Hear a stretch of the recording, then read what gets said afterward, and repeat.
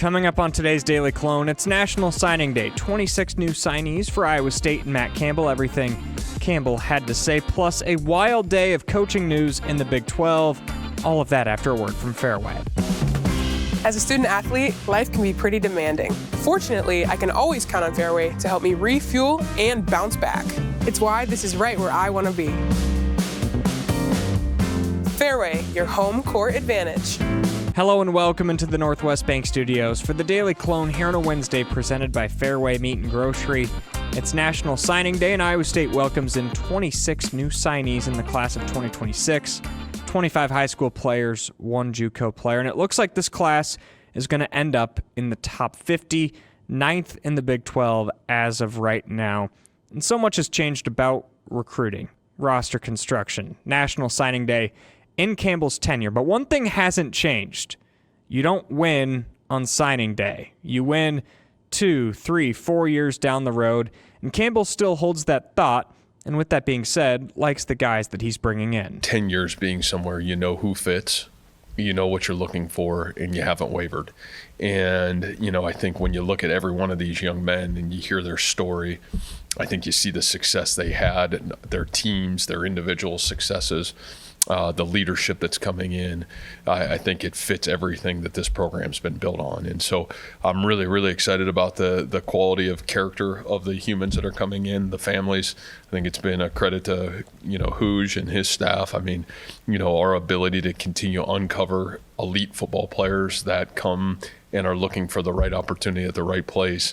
And that part of it I'm really proud of and really appreciative of. I don't have time right now to go in depth on all 26 signees, but I do want to focus on a couple. One of them being defensive end Elijah Reeder. He was the last commit of this cycle because Matt Campbell always leaves a few scholarships open to give players who shine during their senior year a chance. Reeder has the measurables and the burst, but didn't get offered by an FBS school until yesterday. That's when Iowa State swooped in. Campbell and Derek Hooger waited until the last minute to keep him off the radar of other big schools. Sometimes we gotta kind of wait to do things every once in a while because I feel like sometimes when we do things too early, the whole world finds out. So, sometimes you got to keep it close to your vest. And, I think Elijah's kind of one of those guys. He's got elite traits, size, 6'8" wing. A guy that's got great size, great ability. We brought him in this weekend when we got back from, Oklahoma. And, he just, great mom, great family, great skill set. It's going to be really fun to see where he's got the ability to go. And again, a credit to our recruiting staff. I mean, the time and effort and energy that we continue to put into high school recruiting. We're always going to keep some scholarships back every year for these purposes. Who shines as seniors? Iowa State had a couple of instances this cycle where they were the first Power 5 offer for high-level players that went on to decommit to larger brands once they were discovered. One of the gems of this class that stayed committed is Ames native Jeffery Roberts. The 6-foot wide receiver transferred to Dowling Catholic and won a state championship with the Maroons, finishing with 960 yards and 13 touchdowns as a senior. He's a track star, and Campbell is glad to have him. Got to go over and watch practice at Ames, and man, I left there and I was like, this guy honestly reminds me of Jalen Knoll. Had some of very similar traits of like what Jalen was about, his speed, his burst, his acceleration. I think you saw that maybe in the state championship game, right?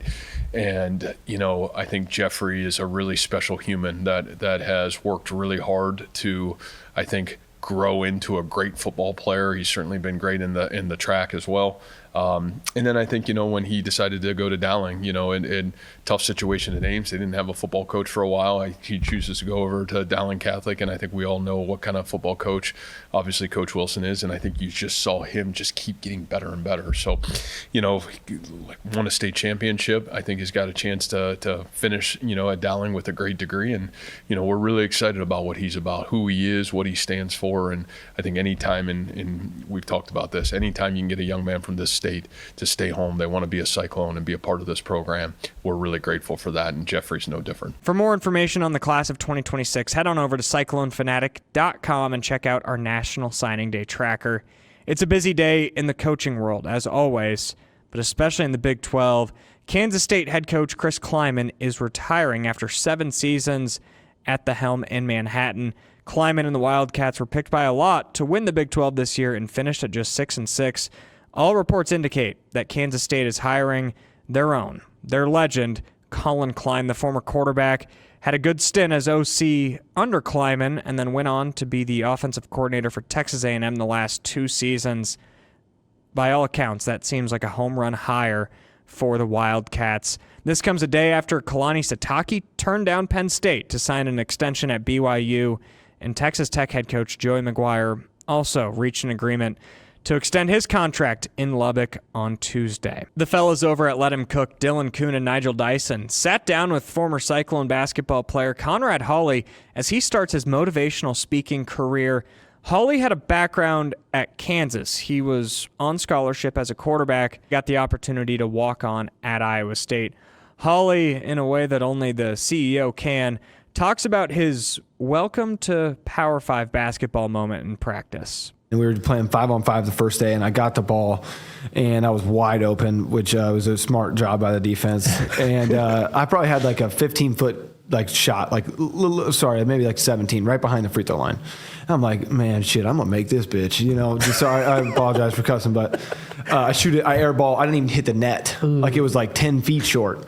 And I was jogging back on defense. I was like, man, dude, I need to get some work in. Like, I'm a little rusty. And I hadn't played basketball in a while. It was like my first pickup in 3 years.